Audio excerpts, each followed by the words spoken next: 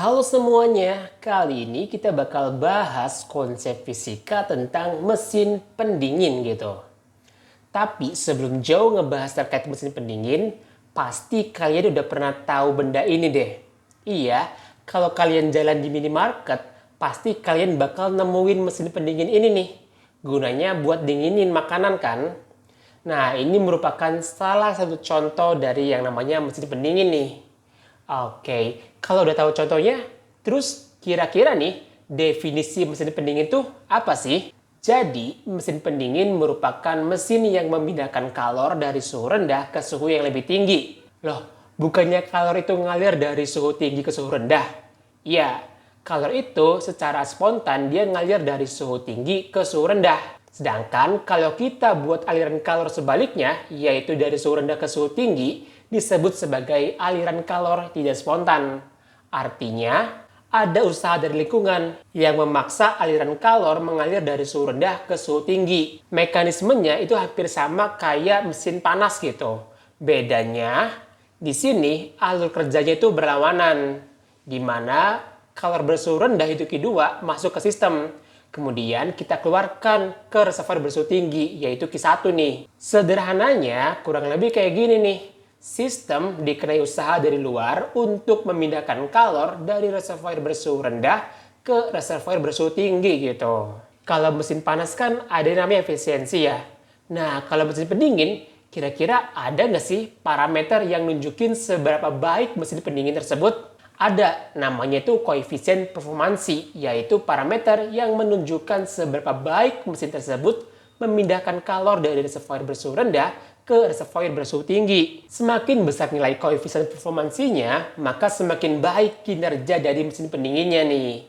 Secara matematis, koefisien performansi itu merupakan Q2 dibagi dengan W, di mana Q2 merupakan kalor, satuannya Joule, dan W merupakan usaha, satuannya adalah Joule nih.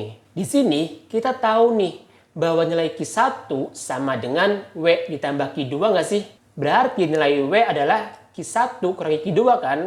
Kalau kita substitusikan ke persamaan 1, maka diperoleh nilai Kp sama dengan Q2 dibagi Q1 kurangi Q2 nih. Kita kan tahu ya, yang namanya kalor itu sebanding dengan temperatur. Artinya nilai koefisien performansi bisa kita hitung nih, yaitu T2 dibagi dengan T1 kurangi T2 nih. Biar lebih paham, coba yuk kita bahas satu soal. Suatu sistem pendingin memiliki suhu reservoir 27 derajat Celcius dan 57 derajat Celcius. Pertanyaannya adalah, berapakah rasio kalor yang diserap Q2 dengan kalor yang dilepaskan Q1? Diketahui bahwa reservoir bersuhu rendah, yaitu T2, suhunya adalah 27 derajat Celcius. Kita perlu ubah ke Kelvin. Diperoleh yaitu 300 Kelvin nih. Sedangkan reservoir bersuhu tinggi yaitu T1 sama dengan 57 derajat Celcius.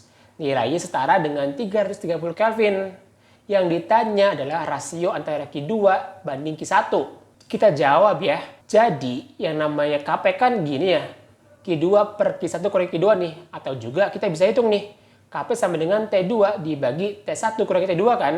Nah, berarti nilai dari Q2 per Q1 kurangi Q2 sama dengan T2 per T1 kurangi T2 nggak sih? Kalau kita masukkan nilainya, yaitu 300 dibagi dengan 330 dikurangi 300 nih.